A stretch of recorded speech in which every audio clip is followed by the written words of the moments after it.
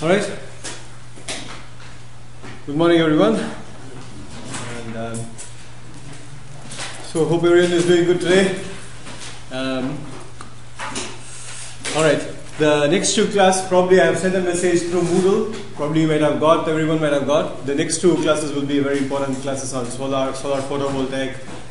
And I would also covering something on the storage as well. And I would be also concentrating on land, what type of land we can choose, how much amount of sunlight we would be needed to get more efficiency. So I would be touching all those things today. I mean, in the next few classes, this class and next class. And as you can see from the introduction slide, everything is solar, right? The solar, all the planets revolving around the sun. So that's all the message I want to convey in this slide. And before I go any further,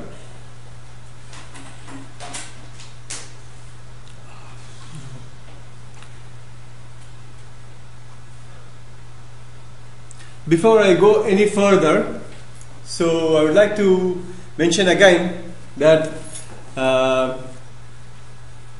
for your examination and assessment, you need to follow all the slides. The questions could be from any bar on the slide, and every slide is important for your exams. Okay, including the energy budget curve, which we were mentioning, atmospheric effects, right?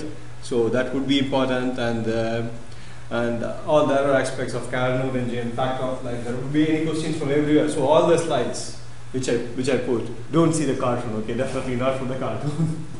So all those things will be there in the questions. Okay, right.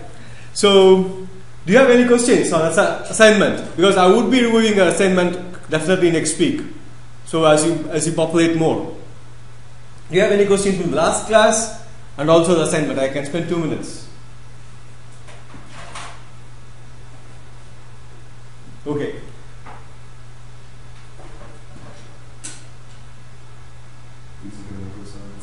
Say again, sorry? Physical order assignments at the moment.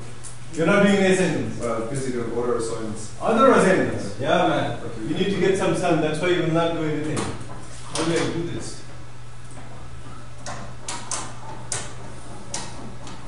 You don't want to get some sun? Get some light, man. Where is something also? Okay, let's be off sunshine. Okay, so any questions on the assignment? Okay, I would be seriously looking at it next week. Next Thursday, I would be passing on your comments. Okay, since today is a 2-hour lecture, as I mentioned in my thing, so there's no break. Is it okay? Are you guys happy? Don't curse me at the end of the day, okay? Okay, without any further ado, I would like to start. Okay? Fine. Okay, as usual, another cartoon saying that can I plug the TV? Is that the solar? That me? Can we do that directly onto the rays? So probably you need to answer this question. So this what? Solar to earth. Are we smart enough to harvest and conserve? Are we smart enough to harvest and conserve the energy? If you say yes we can, how? Well, that will reflect in your assignment and also the answers for your examinations. So that's one of the messages I would like to pass through. Okay, and before we start, I would appreciate if you could please turn off the mobile. Thanks. Okay, I would like to give a brief overview. By the end of the two sessions, you would be able to know how solar cells convert light to electricity. So, and how solar cells are manufactured, evaluation of the solar cells. How are you going to evaluate the solar cells? What type of efficiency? Is it ICE? What about it is internal efficiency, external efficiencies? And what determines, what are the key factors in considering the evaluations? Are you going to have anti-reflection coatings? What are all the key aspects that determines the solar cells evaluation as well? Okay, so that would be that. What type of technological advancements need to be made? That is what exactly technology currently on market. So we'll be hitting mostly on technology. What are the available technologies on the market? How to evaluate the risk and potential of existing and emerging technologies, solar cell technologies. What are all the existing technologies? What are the potential risks? What are the key factors? Can you guys tell me any of these? What are all the risk factors associated, potential of existing and emerging solar cell technologies? Anyone? How many of you are doing solar project in your assignment? Nobody? You? Only one? How many of you? Only one of the whole class? Very good, guys. That's why Ireland doesn't get any sun. It explains, okay? So, how to evaluate the risk of potential and existing emerging solar cell technologies? Any ideas?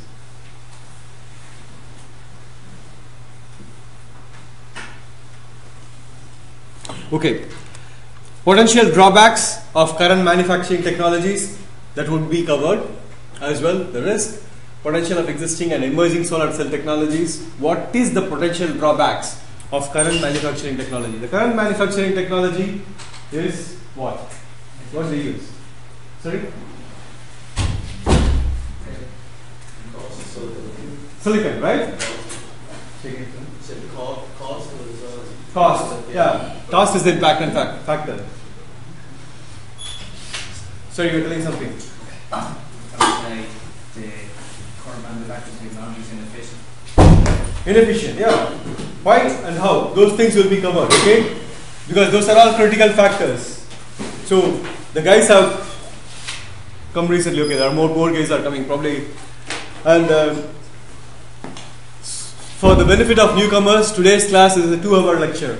I think I've sent the message. And there's no break. I hope it's all fine. And the two classes, these two sessions are really important for the benefit of solar people, okay? And also for the exams and everything, right? So pre-commercial technologies, that's another aspect I will be hitting. So potential drawback of current manufacturing technologies, pre-commercial technologies. What do you mean with pre-commercial technology? Guys, there are a lot of business guys here as well, I think. What is pre-commercial technology? Not commercially available. I'm not asking you the synonym. Not commercially available. Okay. I'll be more specific. It's still in trials. Prototype. Yeah. Okay. Tell me a pre-commercial technology of the solar cell. Nano solar cells. Nano solar cells. Okay. Based on nanowires. I accept it.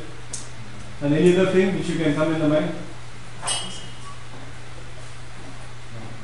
Okay. You have a technology, silicon. Take silicon itself. Okay. Silicon is a naturally used. Okay. I'm going to ask you why at the later stage. Why silicon? Okay. So in the silicon, can we make any incremental efforts on the silicon? And can we say that as a pre-commercial technology? Say for example, I have a silicon, right? So this is a silicon wafer, okay? And every material has an inherent absorption, right? If I rough the surface by some means, then I absorb the light more, right? The glass is there. If you roughen the glass, you absorb more, right? More light because of the internal reflection and other things. So can we say that if I have that type of silicon and start investigating it, can I say that as a pre-commercial technology? Yeah. Exactly, it is. It is a pre-commercial technology. So that is what I said. So we have to see how the roadmap we are going to create. What type of material and what is available material and what best you can make from pre-commercial to post-commercial technologies. Okay, that's the idea.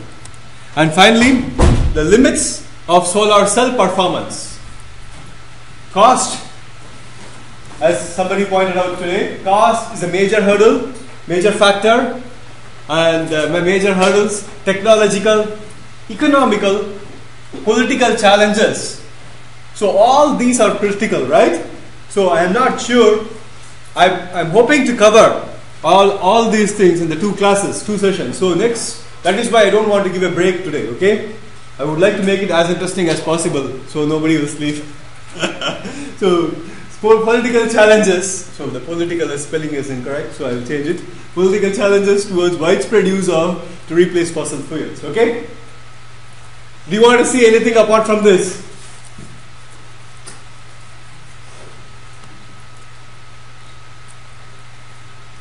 So, how solar cells convert light into electricity, how solar cells are manufactured, evaluation of solar cells, technology currently in market. I'm talking about technology. After the evaluation of the technology, what are all the potential drawbacks, pre-commercial technology, as he mentioned, the immature technologies and prototypes and limits.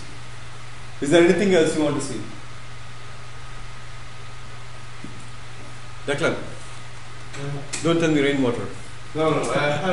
How long will it last? The lifespan of solar cells? That's limitations, right? Yeah. Mm-hmm. Oh Okay. yeah, that's the last one. Say again, sorry? Oh no, that's the last one, sorry. Yeah, the last one you can see limitations of solar cell Yeah, performance. yeah. So the lifetime will be there. Yeah, that's a good point. The lifetime. Sorry? Efficiency, yeah. So what efficiency we are going to speak? Okay. Today's class, I will be briefly talking about efficiency. But in the next classes and those things, we will be very serious about what type of efficiency and how you are getting efficiencies. In terms of cost, we talked about how much it takes to manufacture all this fine. Yeah, but see, that is, the time is not a critical here. Manufacturing process, right? See, if I say the manufacturing process is limited, then we are completely out of thing, because current is silicon, right? Is widely used by transistors. If you go and tell Intel, they'll kill us, right? So, but it is expensive because the reason is silicon has to be thicker to absorb the light. It has to be thicker, a minimum 200 micrometer thick. That's really thick silicon. Okay, so that is the major cost, apart from other limitations. Okay, so that is the major cost. I will be covering those things. Okay. Is there anything kind of on the slightly most probably just in small development passive ability to do and things like that, additional? Are you talking about solar panel? Passive solar. Passive solar. Yeah, coming to gas or using natural light to put down the energy of the building. Okay. I'm not sure whether passive solars I will be hitting this class and next class. I'm not sure, because I want to introduce more on the solar cells, advancement of the solar cell technologies, what are the economical benefits, and what are the economical benefits we can foresee, and also what is the political and economical challenges. Okay, and if I start hitting that as well, I would consider it. Probably I can introduce some slides offline in the class, but I don't think I will go through that. Okay, is that okay? All right. Okay, I'll move. Okay, I would like to briefly touch the last class. What we did, we talked about solar resources, right?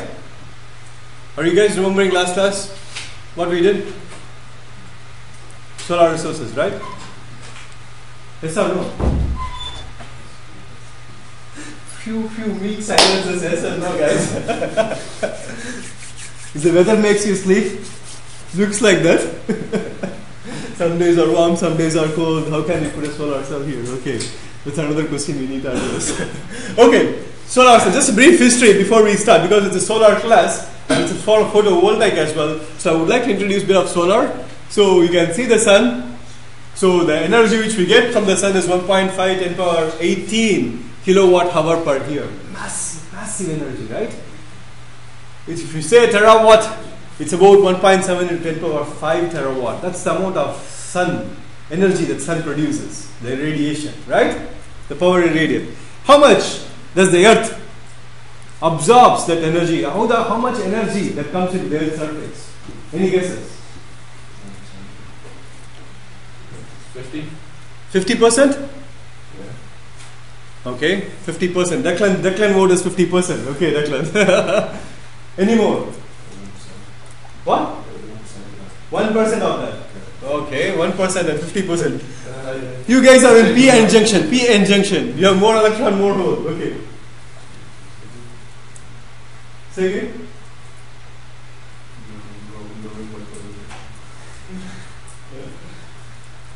Don't sleep, man. Don't sleep here. Okay. I know your problem. Okay.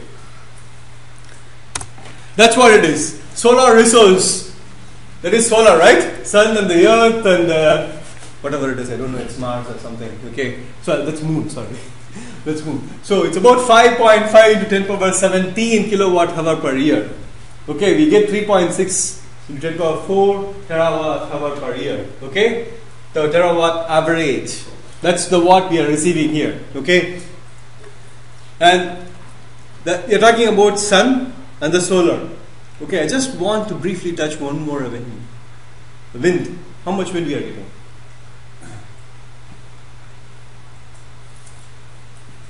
I don't know. After 50%, we don't have any comments now. Okay. Okay. Because it's a 2-hour class, I want to rush a bit more. Okay, so that I will finish things. Wind energy. We get 6 into 10 power 14 kilowatt hour per year. That is 72 terawatt. That's the wind energy produced annually. Okay? So look at that massive energy is already available. That is why my first slide, what I was saying is, are we smart enough to conserve that energy rather than fighting for oil and digging for well? Right? Are we smart enough to conserve the energy? We are. Only thing is, we have to reinvent the wheel, what we have started and things. Okay? So, okay, so this is the amount of energy that we are receiving from the sun, right? The Earth's surface, right? Right. How much human energy has been used? Is using from mid to late centuries. How much energy? Any guesses? So we have 70 terawatt, right? From the wind I showed you. Okay. Can you make any guesses? Sorry? 10 kilowatt hour? 10 terawatts Globally? From mid to the late centuries. I'm talking about that range. Okay. Say 70 terawatt, is it? 70 terawatt is the wind, right? Our average. Okay. Let us go related to the wind. Okay. How much in terawatt do you think? From mid to late century. 100 terawatt? Good guess. Intelligent guess.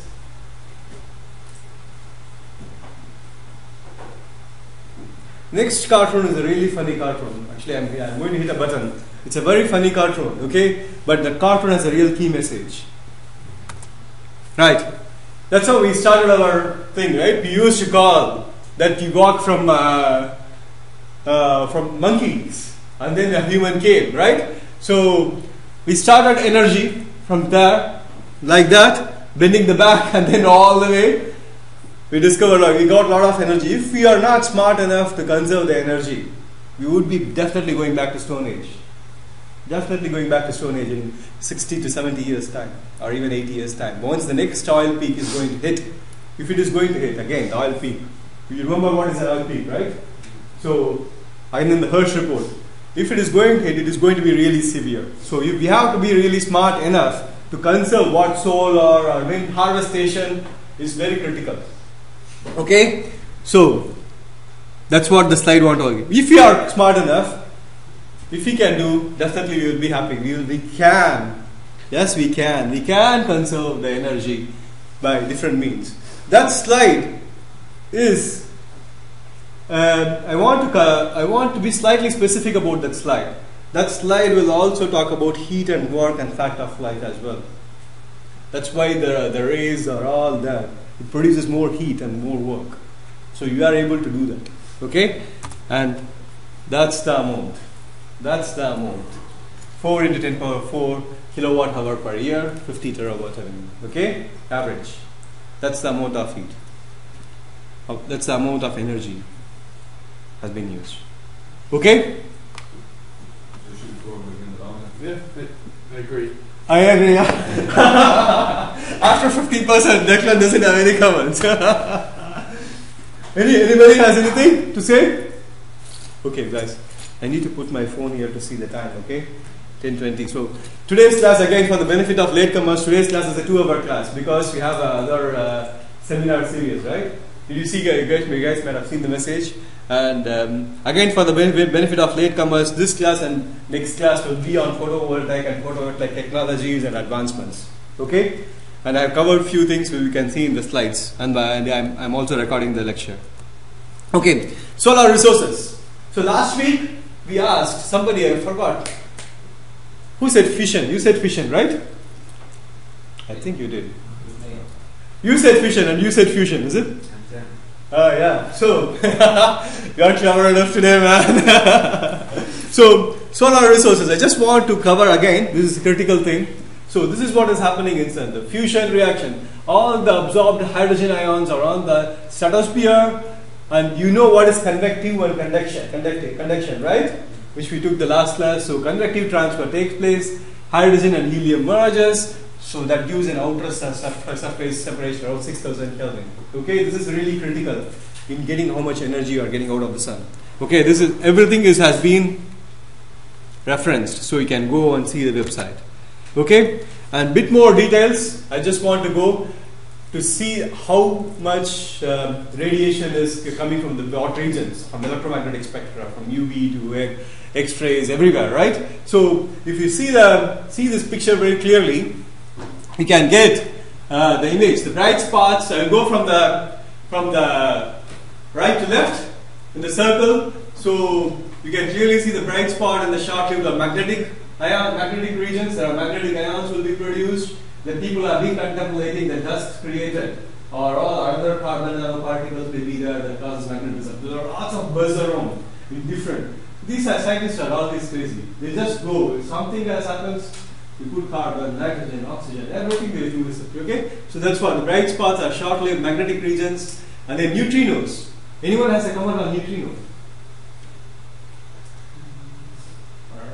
Sorry? Say again? What exactly are they? Okay, I'll come back to you about that. Okay. Anybody has any comments on neutrino? Paul. Sorry?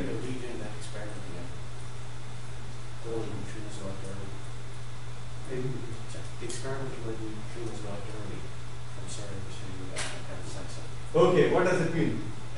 Looking until they actually verify it. Neutrinos. Is it not in GPS error or something? What did they prove? Faster than light. Did they prove anything wrong about Einstein equation? It's faster than the speed of light. Exactly. That's what neutrino is challenging, right? Okay, that's the thing. And thermonuclear reactions. I think we touched thermonuclear reactions, right? Did we? What is thermonuclear? What is thermonuclear? Yes.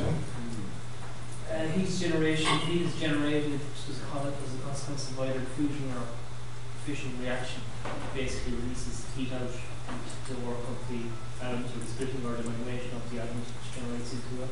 Okay, I accept it, man. Probably you have read some notes. I agree. Anyone? Okay, thermonuclear reactions will be happening, and then the inner core is close to 100,000 Kelvin, and the coronal zone and turbulent convections, and you know about photosphere and different X-rays will be emitted. There are lots of things that are happening inside the sun. Okay, it's a whole gas of bodies. Okay, so you need to know what is happening there, right? So, what is this equation?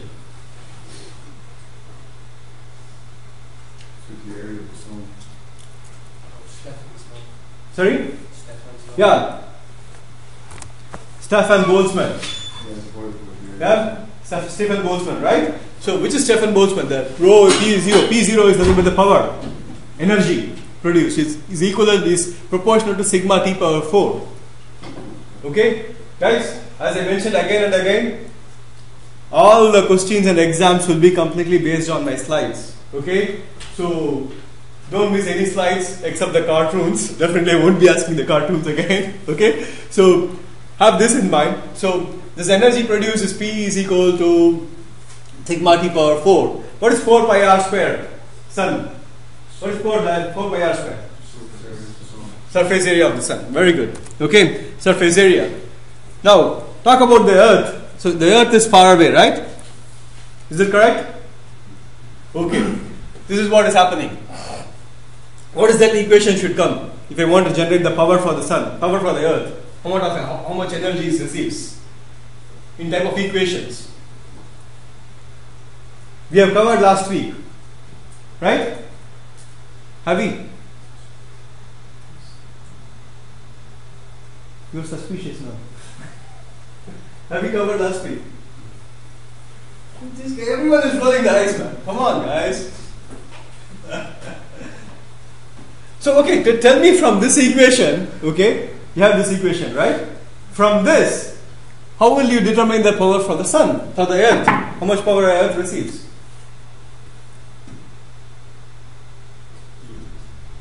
You have a big ball. You have another small ball, okay? I am shining a torch. This is the torch on the other side. Okay, how are you going to determine how much light is going to hit that?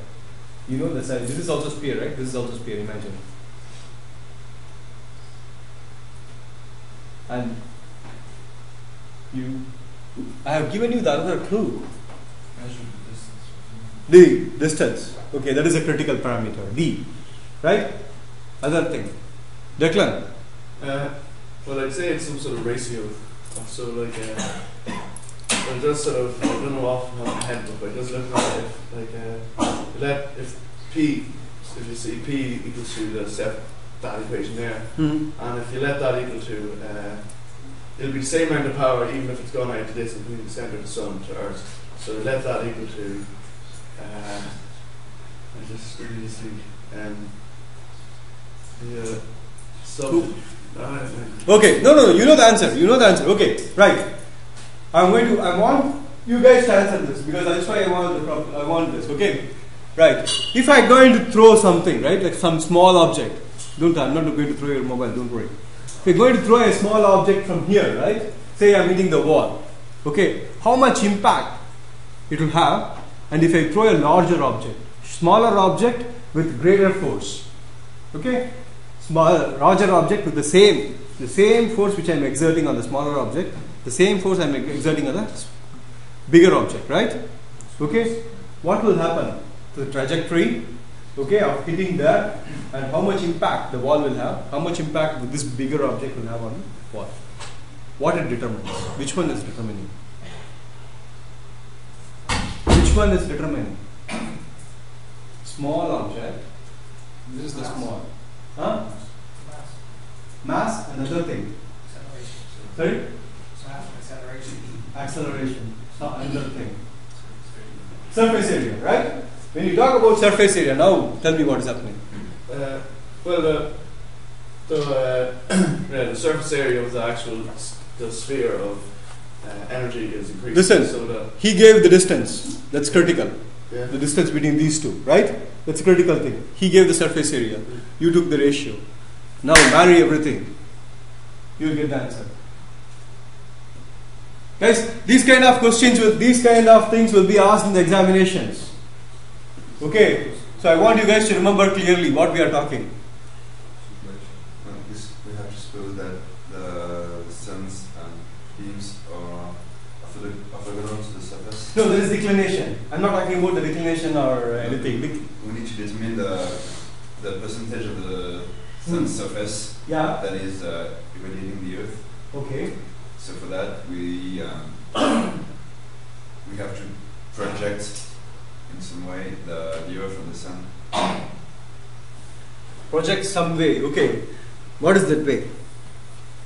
Okay. Fine. I have 1.5 hours more.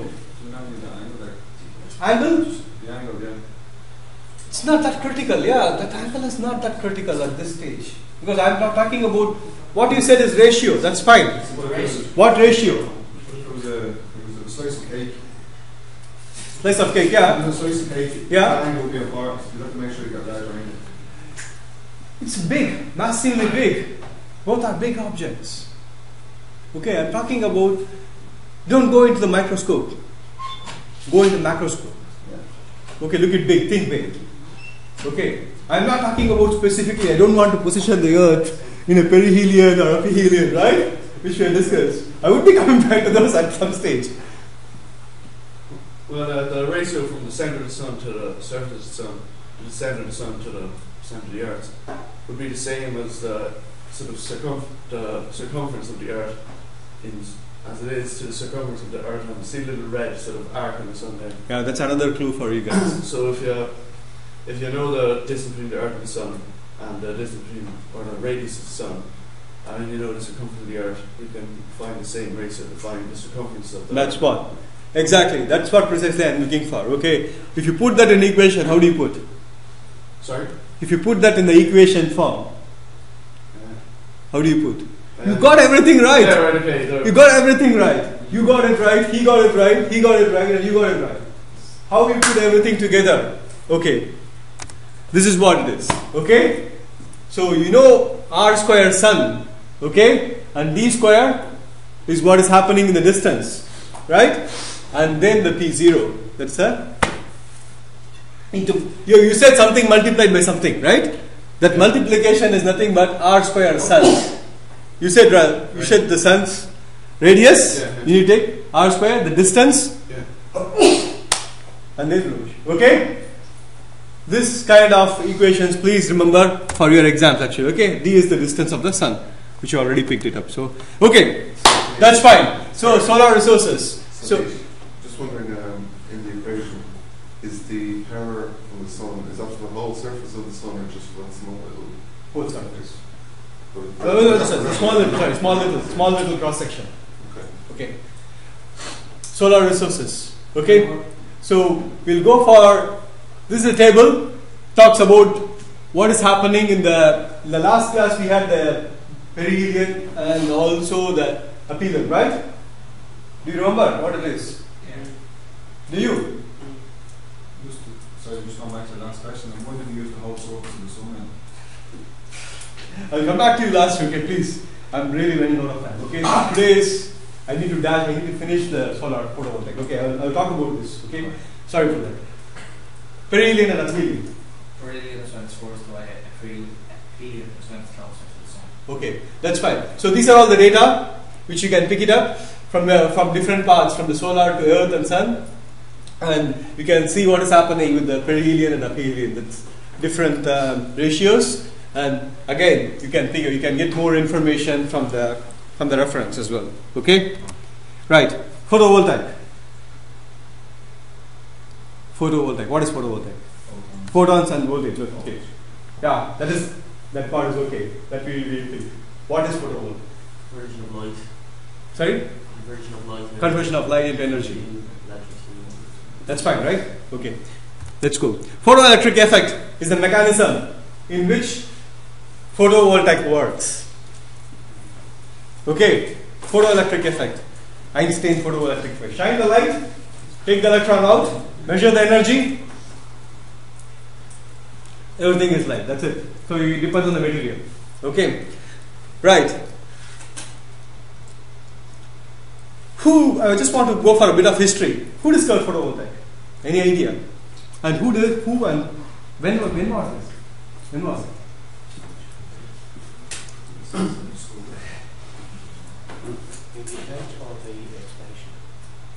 Effect, photovoltaic effect itself. I think Einstein did it, did he? Einstein did photoelectric effect. That is in 1900s, right? Yeah. Is it right? Well, I don't know. I never did it. But I think he got the Nobel Prize for it. Yeah, of course, he got the Nobel Prize. He discovered photoelectric effect in 1900s. Yeah. Okay, I think it's 1905 or something. I don't remember the exact year. I think. Say again? 1904. Huh? 1904. 1904. 03. 03, 04, 05. No, Declan will go 50% halfway through 1903 and 04. Okay, guys. Photovoltaic effect. Let's come to the business. You know, guys. You know the answer.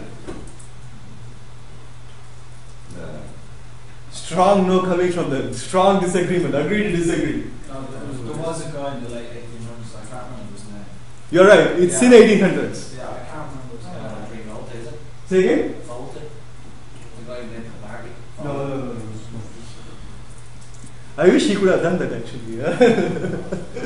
You are exactly right. Yeah, I can't remember his name. What did he do? Do you know his experiment, how he did? The serendipity, right? Like any experiments, the guys who discover big things, it's all accidents. It's nothing serious. They do for some purpose, they eventually got this. You're right. Can you remember? Can you brush your brains?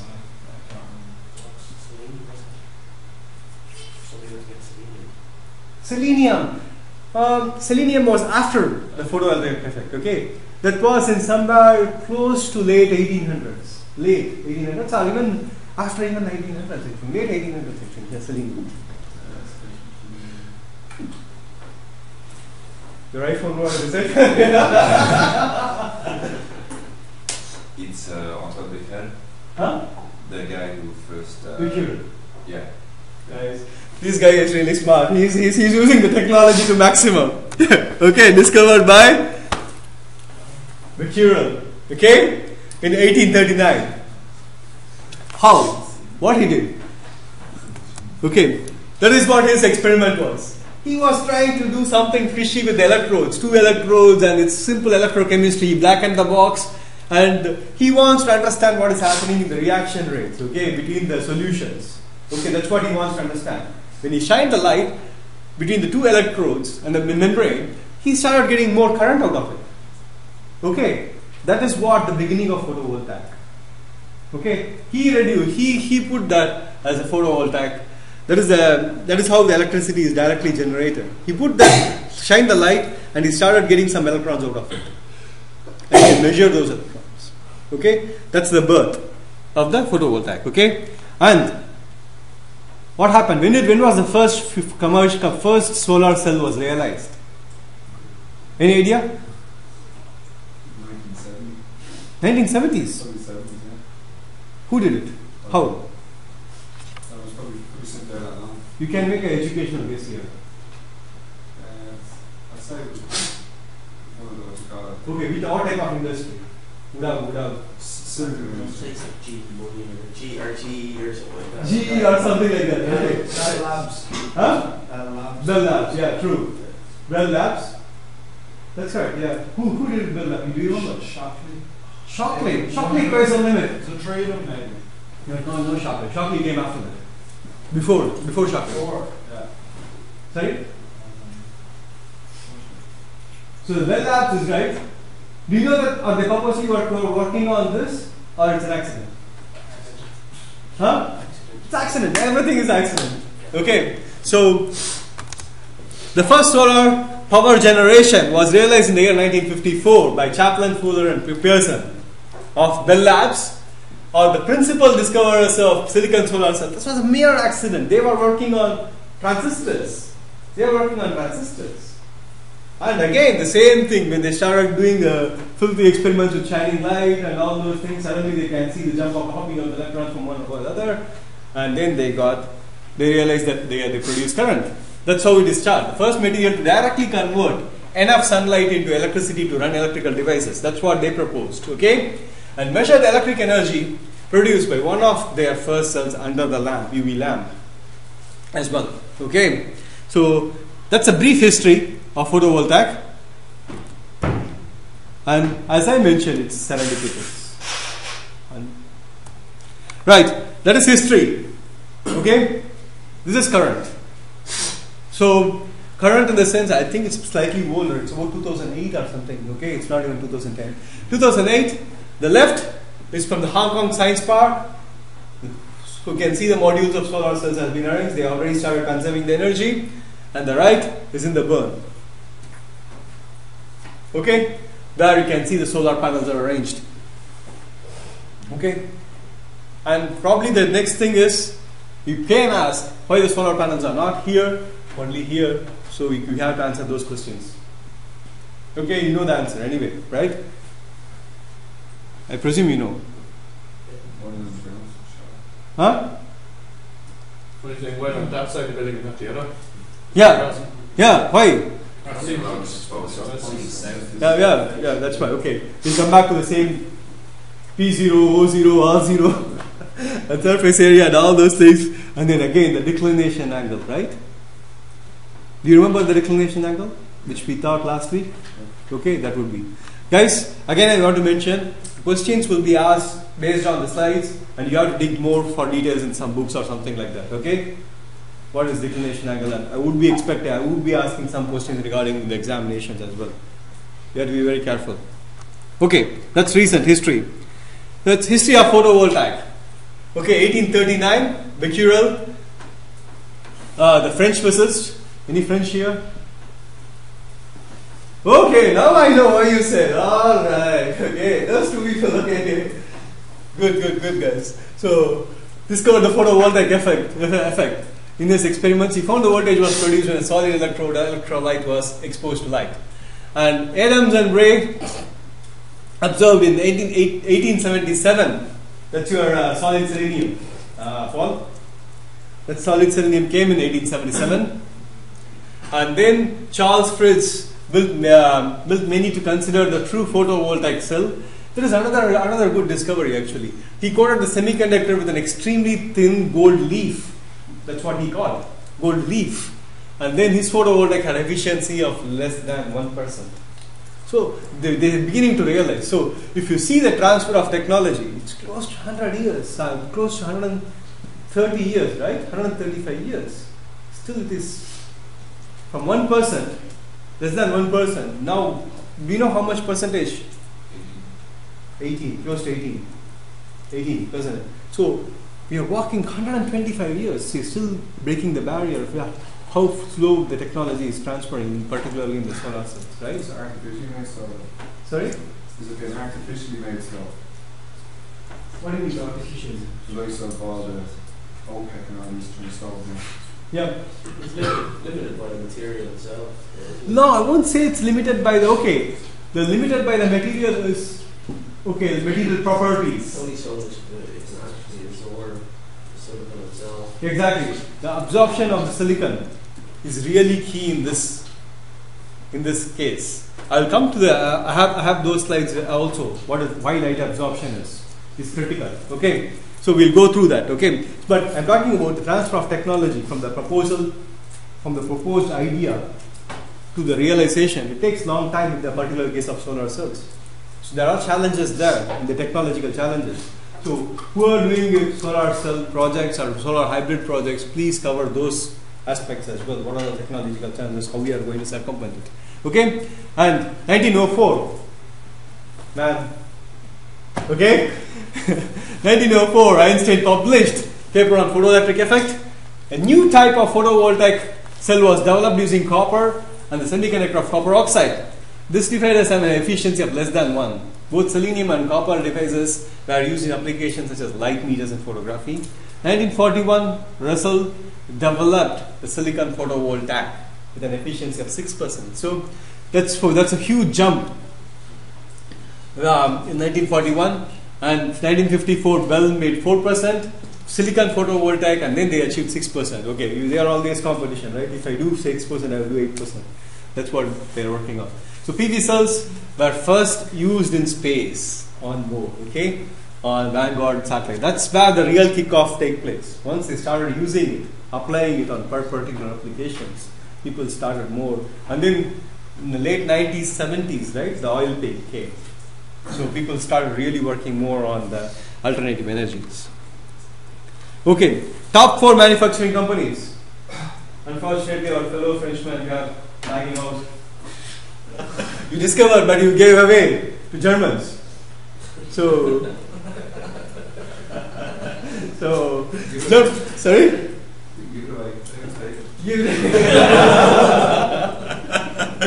So, Becquerel, he moved from France to Germany, isn't it? So, Germany, Spain is second in the table. Okay, Spain, Japan, and fourth is United States. Okay, even though they claim they are superpowers and blah blah blah, but they are fourth in the league table. He's having a good laugh now off my table. Okay. How old is that China's on the list? Sorry? How old is that China is on the list? Yeah, I have to put the China. China is now in the second of the list. China is summing up actually. That's the reason I would update this. If you go to 2011, at the end of 2011, I think China will be the 2 or 1. Okay, because they have started investing more money, more thing on it. Okay, probably if you look at our first class slides, it may have that. What do you mean by top 4 manufacturing countries? Did you mean the better ones or the most good? But who are concentrating on solar powers? Top 4 manufacturing process. Once you start manufacturing, right, you have to start using it as well. Okay, so it's all including. Right, photovoltaic fundamentals. Okay, guys. So these are all the 3 key steps before we start considering what type of material we need to use, how it is going to be used, and where it is going to be used. Okay, so charge generations. There are 3 steps which is involved charge generations. So when light excites, so I'm going to shine a light. What happens from with the material? It excites electrons. So when light excites electrons, freeing from their atomic orbitals. Everything is an atom, right? So all atoms have an orbital, atomic orbitals. It's revolving around. So atomic bonds and allowing them to move around the crystals. So all the electrons are moving around the crystals. So when we get energy, more energy. Don't tell me that when you have alcohol, you have more energy. Of course, I do agree that. I do agree that phenomenon. I'm going to relate it to that fashion. When you drink more, what happens? When heat is more, then what do? Start dancing, creating more vibrations, right? Okay? Imagine that alcohol has a bunch of light spreading around. Are you? Okay? You are roasting. That's what it is. These electrons started moving around vigorously. Okay? So they started conducting. That's what I'm going to come. Okay? So when they are doing this, going around the crystal, right? Then an electric field is generated. Okay? This electric field engineered into material. I'm going to introduce new terms. So how many of you are familiar with PN junctions? 1, 2, 3, 4, 5, 6. The guy, okay. 7. Okay. So close to about 1/3 of the class, right? So I will talk about PN junction. Okay. That's a critical thing. Sweeps out these electrons. That's a critical path as well. And then now you generated the electron, you created the electric field, right? And how are you going to collect? Charge collection. That's another critical thing. The electron deposit their energy in an external load. What is external load? Sorry? Sun. No, what you want to connect with? Second. What you want to connect, whether it's To the electrodes, right? You want to say something? No. Okay. Complete the electric circuit. So these are all the 3 key steps happening inside a material which can qualify, okay, to get into solar cells. Any comments? Just one.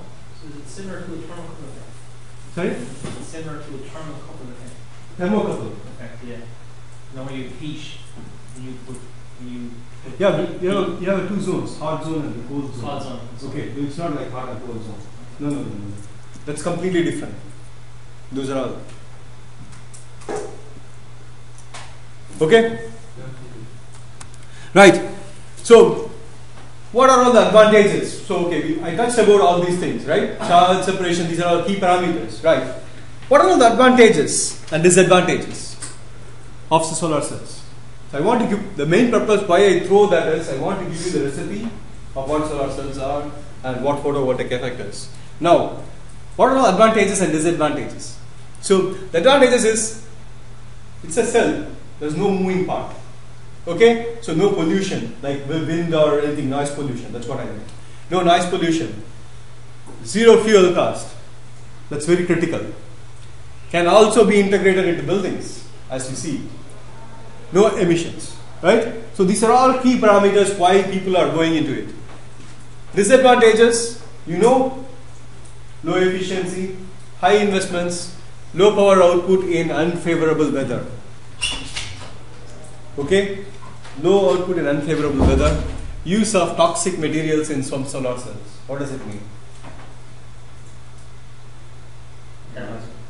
Sorry? In manufacturing.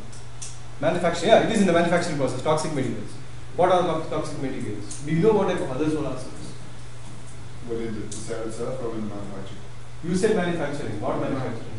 This is hydrofluoric acid and stuff like that. Not really, no. Something to do with the film. Sorry? This is something to do with the non-reflective film. Normal effect of the The non-reflective film, is that? Not really. Okay. I want you guys to take away from silicon. I said that some solar cells. I didn't say on the particular solar cell. I said some solar cells. So it is apart from silicon. Okay. There are apart from silicon. There are some other solar cells happening. You see. Sorry.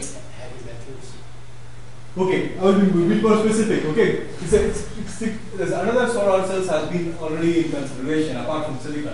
Is cadmium telluride. Telluride is again toxic material. Okay, cadmium is a toxic material. Okay, that's what it is. ClGs 6. Okay, those are all alternative materials for silicon because what you said is absorption is critical, right? Light absorption of silicon has a huge restriction in that. Okay, so that is why. Okay, so again, why I mentioned about that point is really critical. Why we need this when there is no silicon? Even also in that particular material, all the three steps are crucial: charge separation, charge connection, and electric field. Okay, right? Intermittent and variable. Right? Yeah, everyone will agree, definitely. If you are here, if you are in Ireland, you will agree. If you are in Saudi Arabia, you won't agree. Sorry, say again? Definitely agree with that, yeah. But again, I'm telling you, Germany and Ireland receives exactly the same amount of sunshine. Sun hours. Okay? Did you say before that cells are more efficient in Germany than they are in Utah in the United States or something? Or in Arizona, or in Phoenix. Yeah. Yeah. Okay. Photovoltaics again. Fundamentals today. Okay, this is primarily this class. As I mentioned, it will be more on fundamentals of photovoltaics. I'm going to explain the process, PN junctions, diodes, everything. So, right. What are all the primary events apart from those three key steps that determines the whole efficiency of the solar cells? There are other things. Material consideration is absorption, as he rightly mentioned. Absorption is a critical thing. Okay, transmission. So goes there, sun is coming there, hitting the material, so it has to absorb, right? Absorption, and then what happens after that? Transmission. Okay, it has to transmit. So that is the intensity. Okay, transmission, and what are all those? Those are all like photons, right? Okay, so those photons are moving up there. An interaction with matter. So that's what, it's simple, like it interacts with matter, and what happens after that? So I'm not going to talk more on physics, on solar field theory, and then all those things I'm not going to touch because that is completely out of scope. So that is also critical. What type of elements you are critical? What type of band gap you are? Why silicon? Why not others? This is a low band. Low band. Why you need a band gap? This is meant to energy that you need to free the electron from the atom. When you photons are getting the surface and they transfer their energy to the electrons. Okay. Why it should not happen in metal? Like why you need a semiconductor? Because metals don't, some metals don't have band gaps. So some metals don't have? Don't have band gaps. Yeah, that's right. Why you need a band gap? Depletion region. Sorry? Need a depletion region Depletion region, yeah. for electron hole recombination. The electron hole recombination is the critical part. Okay. So okay, we'll talk about all those things in this class. Okay, electron hole recombination and then diffusion. Okay, so these are all the primary factors. Secondary, which is also really important, is carrier mobility. Carrier is nothing but the charges, right? The charges going around the electrons and the holes. Their mobility is very critical. Diffusion length. Diffusion, how it is going to diffuse, what is diffusing, that is important. The time is also important. Okay, these are all the fundamentals of the key fundamental problems or fundamental concepts That's the word I'm looking for.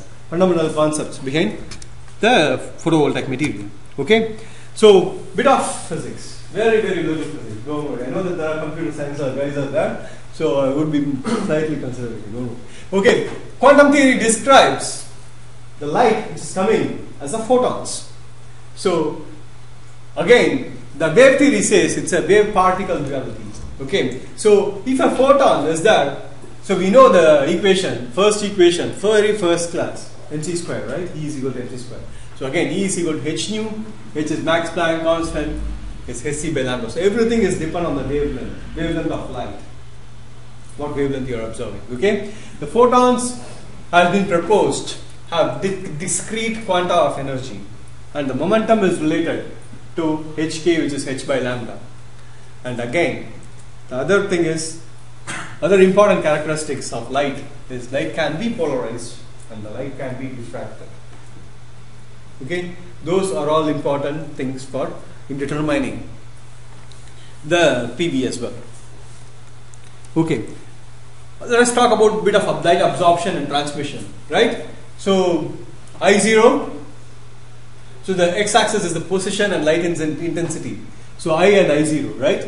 So you get that, and you go pass through a medium, absorbs, and then you measure the intensity of the light. So these, again, this equation and the photon interaction with matter is critical. So I'm not going to go more about atomic orbitals and talk about Sommerfeld and what is happening in the diffraction and the scattering. I'm not going to talk about that, atomic orbitals. So this equation comes from those kind of interaction with atomic orbitals and what is happening there. So with that medium, I is equal to I0 times E times minus alpha L, where alpha is the function of wavelength of light, the light absorption coefficient, and depends on the property of the medium. Okay, this equation is critical.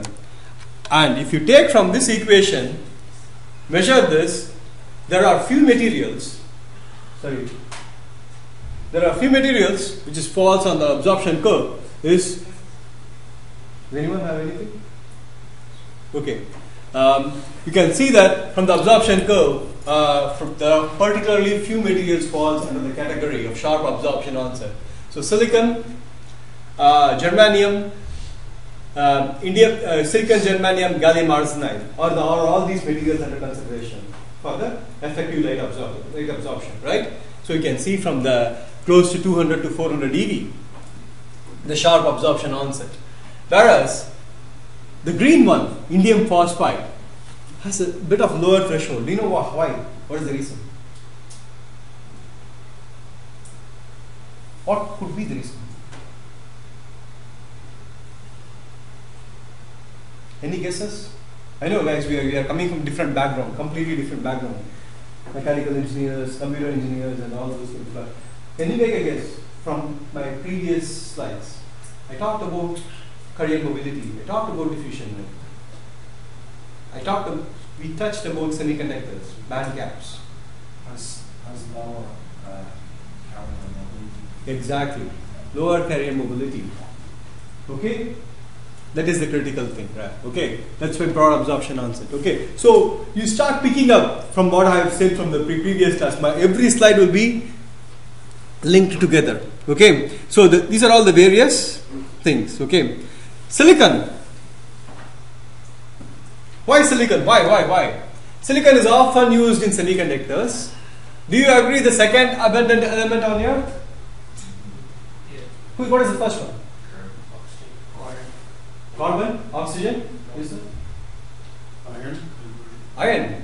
You said iron, right? Okay, iron, carbon, oxygen. Who else?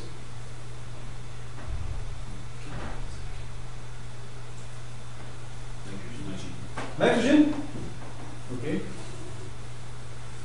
So 2 people said nitrogen at the same time. You said, is it?